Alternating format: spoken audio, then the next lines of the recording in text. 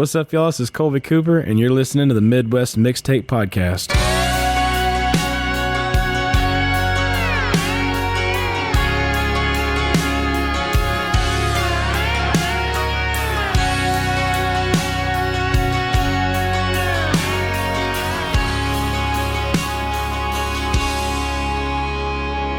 I think it's time we call it quits.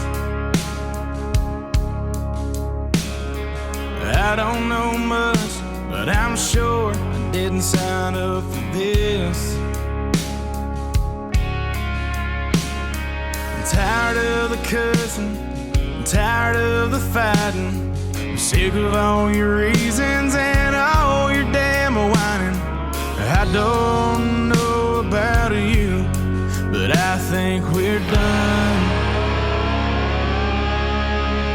You can call up your friends and cry to your mama, talk shit about me, start a whole lot of drama. Hi, and welcome to the Midwest Mixtape Podcast, live on site, the Chesterfield Amphitheater, for tonight's show with Kolby Cooper, Pecos and the Rooftops, and Dylan Wheeler. What a bill, man. Yeah, we have man. Kolby Cooper with us live here. How's it going, man?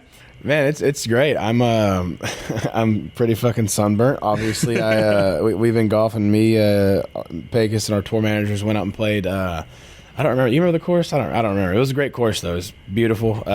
Plenty of sun, obviously. Yeah. My arms too. So it's been a good day.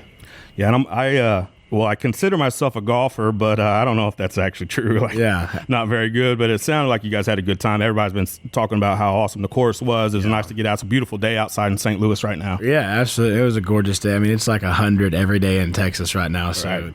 to have anything below below it is nice. Yeah, and like I said, you're at Chesterfield Amphitheater tonight. Tickets still available at the door. Come out. There's still time. Getting ready to kick off the show here in a little bit. But, yeah, thanks for joining us today, man. We are big fans. I don't know if you can see it on my computer or not. There's a sticker over there. Yeah. We got something in common. Yeah, absolutely, man. So I have 3 daughters. Let's You're a girl go. dad yourself. I am. How many daughters do you have? So I have 2 daughters, and we just had our very first boy. Oh, okay.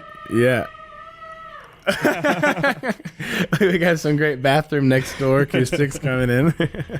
Yeah, so father of 3, right? Yeah, I mean, man, father of 3. It's a wild thing. I'm 24. I have 3 kids, 2 girls and a boy, and man, it's a trip. You know, playing shows and also having this whole family. It's so wild, man. I'm so thankful for it, and I don't know. Being a dad is by far the coolest thing I get to do. Agreed, man. I'm very totally with you there. I always kind of, people that don't have as many kids as I do, if they ever ask for advice, they're like, what's harder, having 1 kid or 2? Is like, once you know your life's like crazy, like just keep adding them up. It doesn't matter. Absolutely, man. Life's just gonna be crazy no matter what. It seems like so.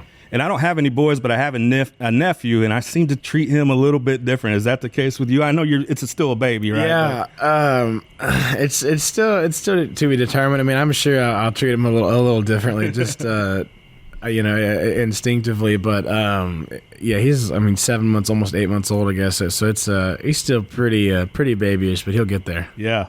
Man, I love the video that I saw on YouTube that they did, the behind the Opry experience when you played the Opry. Got to play, share that with your family. I know your daughters were there. That's one of the coolest things that I've seen. I bet that was a really cool experience. Dude, it was so cool.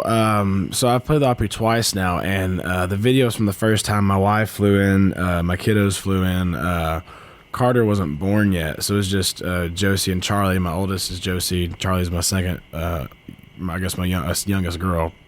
And we played, debuted at the Opry, and had a bunch of family fly in. I had, but my wife and kids were like front and center, like, so I'm I guess on the middle of mic stand looking at the crowd. My wife and kids are like right fucking there, dude. And it was a very magical moment. And our guitar player Paul drove in with his wife, and it was so awesome, man. Did you have to hold back tears? I feel like I'd be like a baby up there. Yeah, man. It was definitely and I'm a big titty babe, man. I'm an emotional dude, but it was more like I was just overwhelmed with like more just like fucking pride, man, and happiness, and just like, a sense of accomplishment, and seeing, having my family be there to see me accomplish one of my dreams was so cool. And it was just, I guess, trying to really soak that in and be grateful for it. Is that one of your pinch yourself moment kind of things with your careers? Like, yeah, are we really sure, doing man. this right now kind of thing? Like there's been a couple, man. Like we sold out Billy Bob's last year, and like growing up, Billy Bob's was always like I had all the Live at Billy Bob's CDs from a lot of my favorite Texas artists and some some of the older artists that came through. And to go play that and sell it out was crazy. So it's just, we had a couple of pretty cool ones in the past year. Texas music scene, country, rock, whatever you want to call it. I don't care about genres, whatever it is. It seems like, you got the old guys with the Willies and the Guy Clarks and all those things. Then you sort of had the Red Dirt movement. Now it feels like there's this country rock revival maybe, but there's just this wave. And I know all you guys are so... even the guys on the show tonight, everybody's sort of connected. I know there's a lot of management and the same publicist and those types of things. Does it feel like a brotherhood? Yeah, man, absolutely. I as much as it can, I think we're all so damn busy that it's like we may see each other like 2 or 3 times a year, but when we do, it's always like you pick right back up where you left off. Yeah, and, everybody's super sweet, man. It's such a thing I'm proud to be a part of. It's definitely I don't know, man. I just call it Texas music. It's what it all is. If you want to call it one thing, it's just a bunch of fucking dudes from Texas making music, and sometimes it's country, sometimes it's rock, sometimes it's I don't know, whatever comes out, man. And it just comes out, and I love it. Waving that Texas flag, is that important to you? Yeah, absolutely. I'm born and raised in Texas. I still live in Texas. My family's all in Texas. I don't think I'll ever not live in Texas. I think everyone that is from Texas gets the Texas pride, and it's probably annoying to some people, but it's just it's one of those things, man. I'm so grateful for where I come from and the state that has allowed me to broaden my horizons. I mean, every time we play in Texas, it's still just it's always our best shows, and they're so great, and the crowd's always just fucking awesome, and always playing Texas is just I don't know, it's a little bit different, man. We interviewed William Clark Green a year ago or so, and I was looking at his tour dates, and it was like, East Coast, whatever, and then I think there was like 12 Texas dates in a row, and I know Texas is big, right? Mm-hmm. But it seems like all these, even the small towns in Texas, there's a spot to play, there's a scene there that people are going to show up, and I asked him about it, and he said, we go out, like our money's in Texas, our fans are in Texas. We go out because it's important to play other parts of the nation and the country or whatever. But he's like, we could always play Texas and probably make a living off of it. Yeah, no, absolutely, man. It's a funny thing. It's such a big ass place, and like you'll have your super mainstream acts come through and play. They'll hit Houston, Dallas, Austin, San Antonio, whatever. Sometimes Lubbock. But man, there's so many small towns that you could go sell a bunch of tickets in, and it's just a bunch of just a bunch of good old boys coming out and partying, man. It's awesome. When you play those super small markets, does it feel like that they're more appreciative of like, hey, they're coming to play my town? Like, man, there's definitely it depends, man. You get both sometimes. Sometimes those small towns get so fucking drunk that they don't know how to act, and then sometimes, it's like, holy shit, we're in the middle of we're 2-3 hours away from the biggest city, and we're randomly out here, so they really appreciate that shit. So it's definitely it's different everywhere, man. And talking a lot about Texas, I want to bring up the loss of Charlie last week. Oh, yeah, dude. Texas legend, right? I mean, it's probably hard to not be influenced by some of his songwriting songs. 1,000%, man. I'm such a massive fan. So my dad is the reason that I'm into music. My dad passed away when I was 14, and he as a kid, he always would play me Texas music, and it was what I grew up on. And Charlie, since I was a kid, has been one of my favorites. And over the past year, or 2 years really, I've just revisited a lot of the old Texas music that I have, that I grew up on that I haven't listened to in a while. And Charlie's is still my favorite, man. It's like it stood out to me above everything else. So Sunday fucking sucked, man. I was really bummed out. I was telling my wife with Charlie passed on Sunday, and then Aaron Rodgers tearing his Achilles on Monday. There haven't been 2 men that I didn't really know hurt me so bad ever.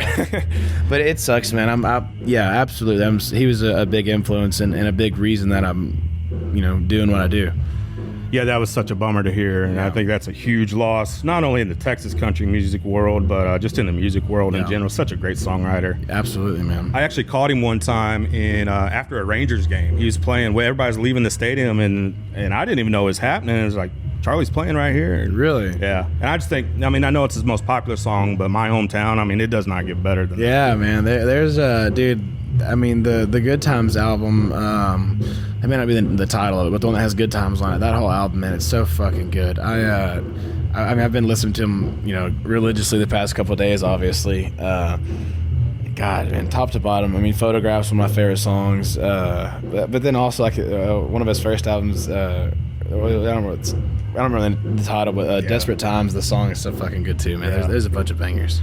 I know you're a rock guy too, though, right? Absolutely, man. First album was No More Tears, Ozzy Osbourne. Yeah. Oh my gosh, you're playing with my heart there, man, because I'm a rock metal guy. I like all music, but hey, same, man. I'm a big music connoisseur. Dude, it was probably 4th grade. My dad bought me the No More Tears album for like a birthday. And yeah, I burnt it up, dude. I think I listened to it till you couldn't anymore. Dude, Dad's a rock star. 4th grade, No More Tears, Ozzy Osbourne, Mama, I'm Coming Home. Absolutely, man. I would have the little, like the little portable CD players. Oh, yeah. I mean, they're not around anymore, but I was in like 4th grade. I would have No More Tears in 4th grade with my little headphones on, my portable CD player. I was a little rocker. Yeah, I remember having one of those and the big flip book of the CDs. Yeah. And then it became burn CDs where you're sort of making your own mixtapes and come on, dude. Yeah, and I think you can hear that rock influence, like I said, in a lot of the Texas country that you hear now. But I just, man, it feels like it's maybe even the new rock to me. Yeah. No, I think it's definitely something, man. And I'm not one to label anything. I love letting people call it what they want to, man. I like making fucking music, and I make what I love to make, and what makes me feel good, I guess. And if it comes out heavier, then it comes out heavier. If it comes out country, it comes out country. It is what it is. Absolutely. This is the Midwest Mixtape Podcast. Joined here with Kolby Cooper. Sounds like the show's kicking off here. I want to go out and check. Man. Let's go watch Dylan. Check it out. But there's still time if you're in the St. Louis area. Get down to Chesterfield Amphitheater. Come out to the show tonight. You can go to kolbycooper.com for all the tour dates, merch, all the songs. You got the new single out, Kill Me. And catch Kolby Cooper on tour or coming to a town New Year, man. Anywhere. Come on, baby. New music on the way. Let's go. Appreciate it, man. Thanks for having me, brother. Thanks, brother.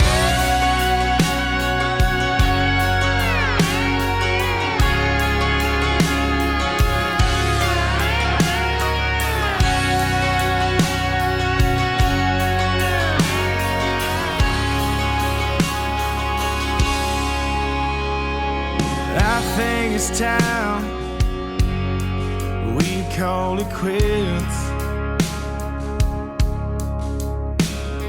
I don't know much, but I'm sure I didn't sign up for this. I'm tired of the cussing, I'm tired of the fighting. I'm sick of all your reasons and all your damn whining. I don't